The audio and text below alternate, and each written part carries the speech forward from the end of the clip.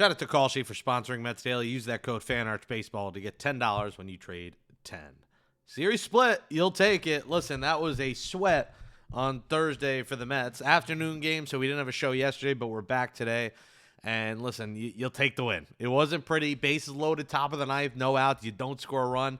That's very April Metsian. But the May Mets said, no, we got this. Don't worry, Jake. Don't worry. We'll have the time run at third with one out and find a way to get out of it thanks to Devin Williams, who we'll talk about in a second, who's been remarkable. And listen, Bo Bichette's hot. And, Bo Bichette talked about he got a tip from J.D. Martinez. He got some help from the whisperer, the hitting whisperer, J.D. Martinez. And this is partially why the Mets brought this guy into the organization. And probably why he should be a coach on this staff if he wanted to be. Now, he probably doesn't want to be right now.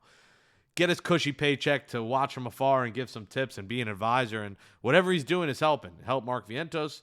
It helped Bo Bichette. And Bichette has really turned it around in the past week. Hopefully, he keeps this going. I mean, the numbers he was putting up were so far away from his career numbers that at some point it had to turn. And it's turning for now. We don't want to speak too soon, but he looks good at the plate. Juan Soto looks good. Carson Bench is like the hottest hitter in the sport. He's hitting 350 since late April. Carson Bench has been magnificent. So great to see Benj at the top of the order getting it done. It gets you excited for when Lindor does come back if this team can stay healthy. And thinking about the Lindor, Benj, Soto, Bichette, probably 1 through 4, and how good it can be. I still get a little pissed off, guys, at the analytics stuff. I get Murabito doesn't hit righties that well. Let him play. MJ Melendez is ice cold. And again, I like MJ Melendez. I like him coming up. He might be gone here soon, but let Murabito play, man. You called the kid up. You play him for one game, set him for 2, and I get he was called up as a 4th outfielder, but he's an everyday player in AAA. If he's not going to play, I'm not saying every day, but you're going to sit him against every righty? You only face, 2 lefties at the most a week? It's rare that you face more than 2 lefty arms in a week usually. That's just how it is. There's more righties out there than lefties. So, is he going to be a 2-time-a-week player? To me, that makes no sense to have him up here if that's the case. So I'd like to, despite what the numbers say, have him out there. But again, you do have Juan Soto. You're not going to DH every single day, so I get it. But would love to see him in the lineup, at least 2 times this weekend when you go to Miami. Because MJ Melendez is ice cold right now for the Mets. Ice cold. But you'll sign him for the series split. You'll take it. And Devin Williams is a big part of it. Devin Williams has been absolutely sensational lately. 0 runs and 2 hits in his last 10 games. Devin Williams, his ERA might not look great because of a couple outings in April, but he has just been brilliant lately for the Mets. And again, we don't want to speak too soon, but this is a nice enough sample size in the month of May to say, wow, Devin Williams is cooking with gas right now, and you'll take that. You will absolutely take this from Devin Williams. And for all the Stearns he's gotten, the right move might have been letting Edwin Diaz walk. Edwin Diaz is out for half the season. He's got the cockfighting thing going on, where now he probably won't face suspension because he's a Dodger and he'll probably swept under the rug. But not signing Devin Williams might have been the exact right move for the New York Mets. Or not signing Edwin Diaz and signing Devin Williams might have been the right move. So hopefully he keeps this going, but those were 2 huge strikeouts last night. It's also be huge if you use Kalshi app, as you see on the screen here.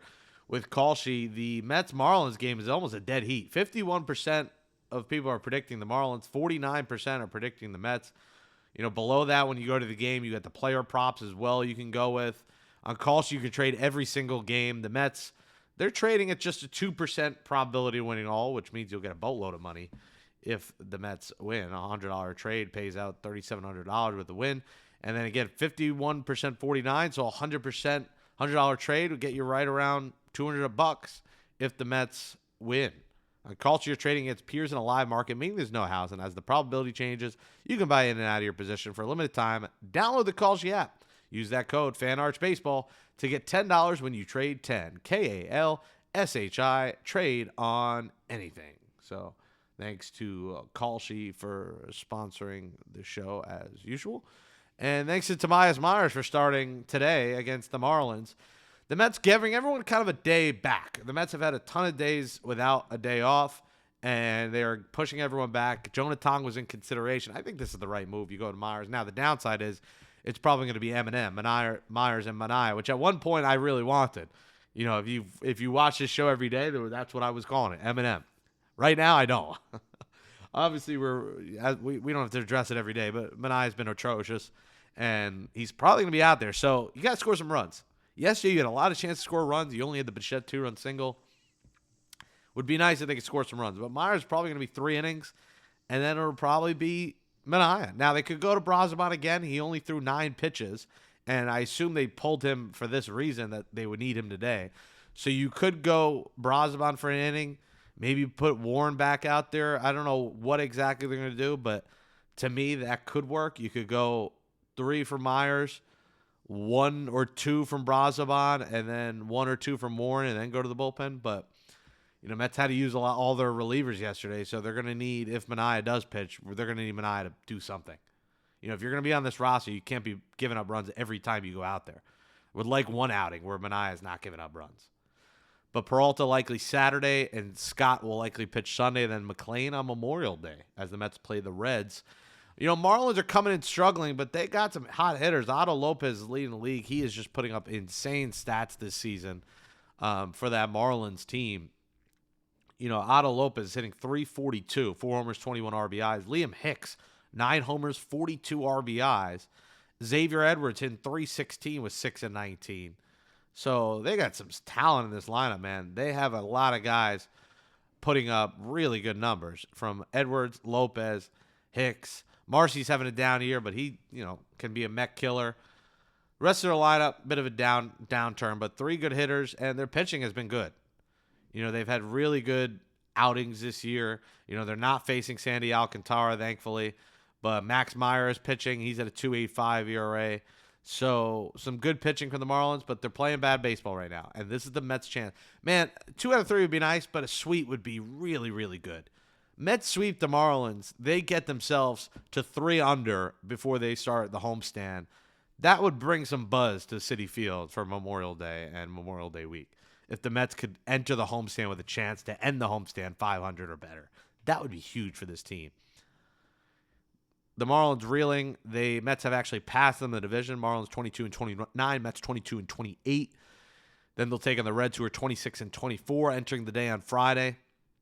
And then you get the Marlins again next weekend. So, at the very least, take 2 out of 3. Can't lose a series of the Marlins. I think the place will be pretty dead if the Mets lose this series. But a sweep, man, this would be huge. And then next week, you do get some reinforcements coming, which is huge right now for this team when you think about it, and that's A.J. Minter. Minter will have one more rehab outing in AAA for Syracuse, and then he'll be back likely Monday or Tuesday for the Mets. Barring another setback, Minter finally back. I mean, we've been waiting. He pitched a week, got hurt, was supposed to come back, had a setback.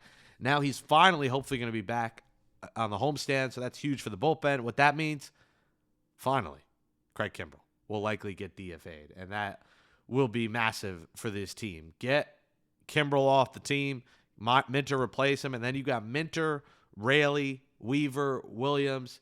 Brazoban's pitching well. You got 5 or 6 good relievers. It's a brand new bullpen with A.J. Minter replacing Craig Kimbrell. You're gonna, assuming Minter healthy in his normal self, you're trusting Minter, you trust Raley, you trust Weaver, you trust Williams. That's 4 guys right there at the back end that you can really rely upon, and that's massive for this bullpen. We talked about Melendez earlier. I think Jared Young's his replacement. I think you're gonna keep Brujan just because he's kind of your last guy, speedy. Lay down a bunt. Your only backup shortstop on the roster until Lindor's back, and then once Lindor's back, I assume Brujan's the guy to go. But for now, Brujan stays, and I think it's pretty easy. Melendez is really ice cold. I think you have Jared Young replace him. Jared Young was heading, in a very brief time, was hitting .350 when he got a chance to play earlier in the year. So I think Young is due sometime next week. He's had a couple rehab games in single-A and a couple in triple-A. I assume he has a couple more in AAA this weekend. And then sometime on the homestand, Jared Young will be back. And who would have thought we'd be happy to see Jared Young back? But with the way MJ Melendez is playing right now, there's really no use for him if he's going to hit like this. So excited to see Jared Young back. Excited to see A.J. Minter back. And then get you into June around 500 with Lindor on the horizon. And then get this thing cooking. And you're talking about a brand new season. Subscribe to Mets Daily below. Subscribe, please, to Jake Brown Live. Please go to my YouTube, subscribe. Facebook's buzzing out, Instagram, TikTok, Twitter, all Jake Brown Live. Hit the thumbs up in this video, comment below, share, repost this, share it to all your Mets fan friends. We appreciate your support of Mets Daily. Again, we'll have an announcement to make next week. I'll wait till next week to make that announcement. Hope you all have a great Memorial Day weekend, especially Jalen Brunson and the New York Knicks. Josh Hart, 2 wins away from the NBA Finals. Listen, guys, Mets are my first love, but the Knicks are kind of my first love. 98, 99, I was playing basketball. I moved from Queens to Connecticut when I was 7. I would listen to the Knicks, watch the Knicks, but also listen to the radio with my dad, and fell in love with Allen Houston, Latrell Sprewell. I modeled my pivot step. I wasn't very good, but I played rec basketball in a town league in Connecticut my whole life, childhood, I should say, and loved basketball. That was the one sport I could play. I wasn't great, but I was good enough to play in a town league, make some shots, and be decent enough to compete. And I loved basketball, and I loved the New York Knicks. And that was, the Mets. I think the Knicks might have came first before the Mets. So I love the New York Knicks. I've been watching this team my whole life. I've got to interview all my heroes. I've got to talk to Allen Houston, Patrick Ewing. I've got to talk to Clyde Frazier and meet him, all the legends, all my favorite players, and so happy for this team. And really, I cried. I cried when I was out there celebrating when we beat the Celtics to go to the conference finals. Now to go to the NBA Finals for the first time since I first was a fan as an 8-year-old Jake. Think about it, 27 years later, 26, 27 years later, to finally get there again, it'll be emotional. And I'm hoping I could be up there for it. Again, I told you I'm moving to New York next week. But shout out to the Knicks, man. What a special team. And, I think they got a shot to win it all.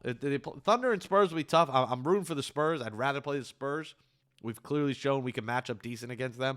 But they're playing so well that anyone that gets in their way right now, they're in a rhythm. And I think we got a shot to win the whole damn thing with the city behind them. And let's go. Let's get the Mets to 500. Let's get the Knicks in the NBA Finals. We'll enter June with the Mets playing well, with the Knicks going to the finals. That's what we want here for the teams in orange and blue. And we want you to return next week. Happy Memorial Day weekend, everybody. Thanks for watching Mets Daily.